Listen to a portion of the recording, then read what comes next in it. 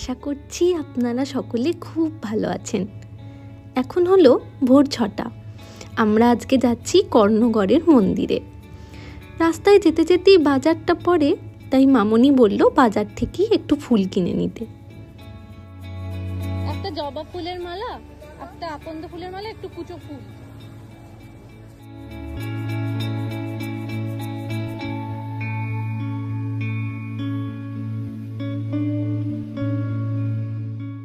চলুন, ফুল কেনা হয়ে গেছে, এবার রওনা দিই কর্ণগড়ের উদ্দেশ্যে। এই যে জায়গাটা দেখছেন, এটা হলো ভাদুতলা। কর্ণগড়ের জন্য আমরা এখান থেকে ডান দিকে যাব। ওই তো এই অপূর্ব সুন্দর গেটটার পরই শুরু হবে কর্ণগড়। সকলেরই আসার খুব ইচ্ছা ছিল, কিন্তু বিয়েবাড়ির কাজের জন্য সবাই খুব ক্লান্ত হয়ে পড়েছে। তাই মামনি বলল যে তোরা দুজনে গিয়েই পুজো দিয়ে আয়। তাই সকাল সকাল আমরাও স্কুটি নিয়ে বেরিয়ে পড়লাম। মামনি সব জিনিসই গুছিয়েই রেখেছিল, শুধু ফুলটা আর মিষ্টিটা বাকি ছিল। তাই বাড়ির কাছের বাজারটার থেকে ওই দুটো কিনে নিয়েছি। ভাদুতলার থেকে কর্ণগড়ের রাস্তাটা খুবই সুন্দর। দেখুন চারিদিকে কেমন সবুজ গাছপালায় ঘেরা, আর মাঝে মাঝে একটু করে করে ফাঁকা মাঠের ছোঁয়া। আজকে একটু মেঘ করেছে, মনে হয় বৃষ্টি হবে একটু পরেই। কি অপূর্ব সুন্দর লাগছে জায়গাটা দেখুন।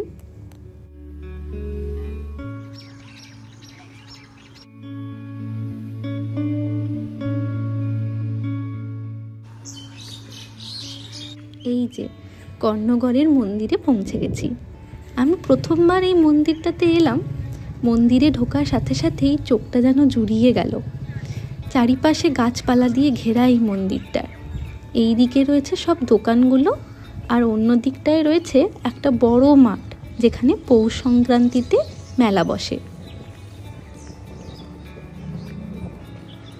এই যে দোকানগুলো দেখছেন, এখানেই পুজো দেওয়ার সব জিনিসপত্র পাওয়া যায়। আমরা তো সব কিছুই বাড়ির থেকে নিয়ে এসেছি, শুধু দুটো লাল কাপড় কিনবো মন্দিরে বাঁধার জন্য।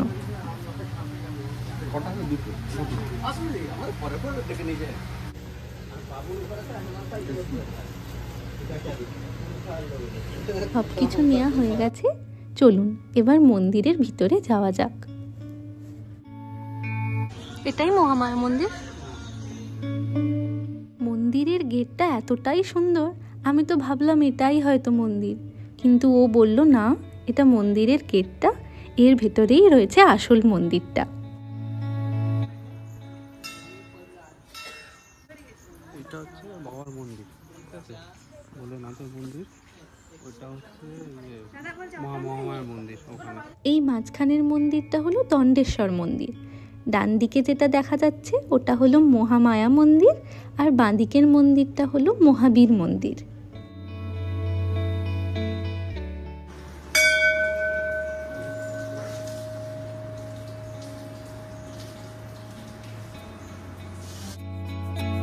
মন্দিরের গেট দিয়ে ঢুকেই প্রথমেই ডান দিকে পড়ে রঘু বাবার মন্দির। আমরাও তাই প্রথমেই এখানে এলাম। এই মন্দিরটার দেওয়ালে কি সুন্দর মায়ের প্রত্যেকটা রূপের একটা করে প্রতিমা বানানো রয়েছে, আবার তাতে মালাও পরানো রয়েছে। এক ধার থেকে রয়েছেন মা কমলা, ধূমাবতী, মা মনসা, আবার অন্যদিকের দেওয়ালে রয়েছেন মা কালী, তারা, এভাবে আরও অনেকগুলো রূপের প্রতিমা।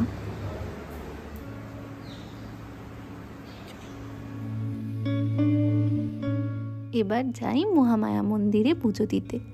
আজকে মন্দিরটা একটু ফাঁকাই ছিল, সেই জন্য আমরা আজকে পুষ্পাঞ্জলি দেওয়ার সুযোগ পেলাম। ভালোই হলো, সকাল থেকে খালি পেটে রয়েছি, এটা একটা উপরি পাওনা হয়ে গেল। আমি এখানটায় বসে একটু জিনিসগুলো গুছিয়ে নিচ্ছি। এবার যাব দণ্ডেশ্বর মন্দিরে পুজো করতে। ওই দেখুন, আসার সময় আকাশটা মেঘ করে আছে দেখলাম, এখন বৃষ্টি শুরু হয়ে গেছে। দণ্ডেশ্বর মন্দিরের ভিতরে একটু ভিড় ছিল, সেই জন্য আমরা পাশে দাঁড়ালাম। একটু ফাঁকা হলে তারপর বাবাকে পুজো করব।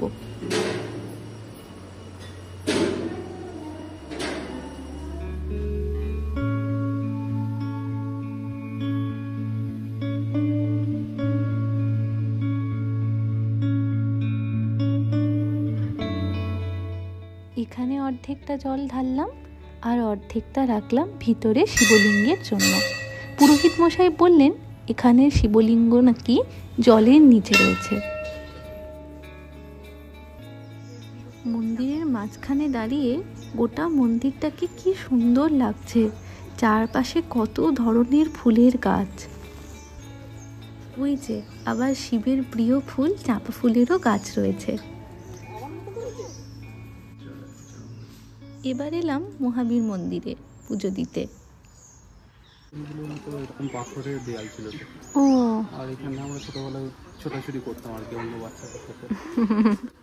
না, মন্দিরটা খুব পরিষ্কার পরিচ্ছন্ন, সুন্দর।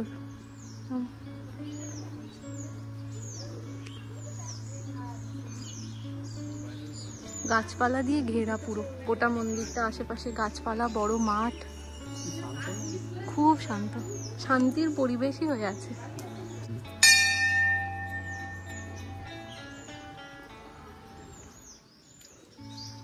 এদিকে ভোগ রান্না হয় এখানে, তার মানে ভোগ খাওয়ানোরও তো ব্যবস্থা রয়েছে হবে। আগে সকালবেলা এসে টিকিটটা কেটে যেতে হয়। আচ্ছা, দুটো দেখো মনে যাওয়ার সময় আমার জেনে নেবো। হ্যাঁ হ্যাঁ, যদি কোনো নাম্বার টাম্বার থাকে। এখানে রয়েছে সিদ্ধিকুণ্ডর জল। এই জলেই মা মহামায়ার অন্নভোগ রান্না করা হয়। এখানকার লোকেরা এই জলটাকে অনেক পবিত্র জল হিসাবে মানেন।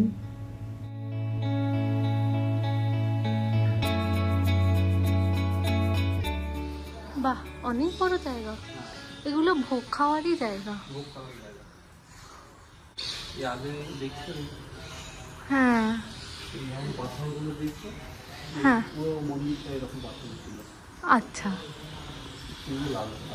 একটা রড় ব্যাপার ছিল, এখন তো ইনোভেট করেছে, দরকার ছিল না। এগুলো তো ভেঙেও যাচ্ছিল, পুরো পাথরের। পুজো করা হয়ে গেছে, এবার সব মন্দিরগুলোতে একটু ধূপ দেখিয়ে নেব।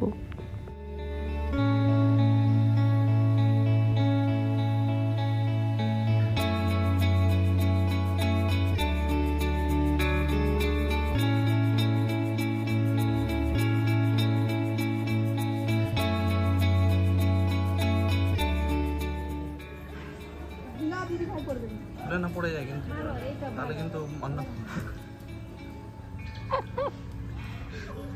খুলে পড়ে গেলে কিন্তু হবে না, টাইট করে বাঁধতে হবে।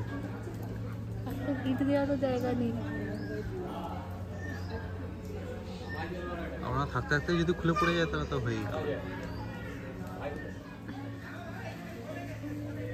ওরে বাবা, অনেক উঁচুতে বাধ্য। সেই যে লাল কাপড়গুলো কিনেছিলাম সেগুলোই এখানে বাঁধছি। এখানকার লোকেরা বলেন কোনো মনস্কামনা নিয়ে এই লাল কাপড়গুলো বাঁধলে সেটা নাকি পূর্ণ হয়।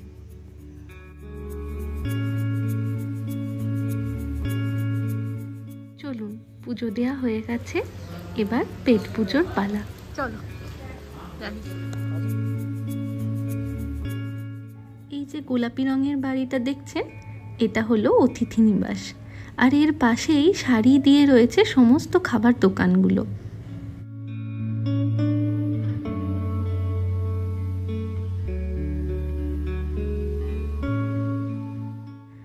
এবার বাড়ি ফেরার পালা। আজকের এই একটা সকাল সবুজে ঘেরা এই মন্দিরটা নিয়ে খুব ভালোভাবে কাটলো।